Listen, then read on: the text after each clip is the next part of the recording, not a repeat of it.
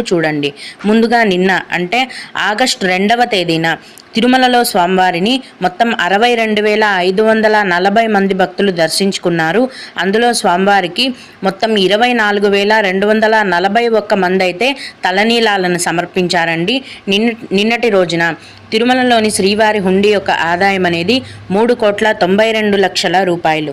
ఈరోజు కూడా ఎటువంటి దర్శనం టికెట్లు లేకుండా నేరుగా భక్తులను ఫ్రీ దర్శనానికి అనుమతిస్తున్నారండి.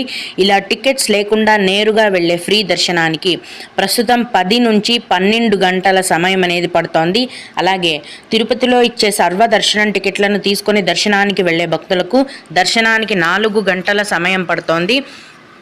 300 రూపాయల దర్శనం వారికి మరియు 500 రూపాయల దర్శనం వారికి దర్శనానికి 3 గంటల సమయం అనేది పడుతోంది.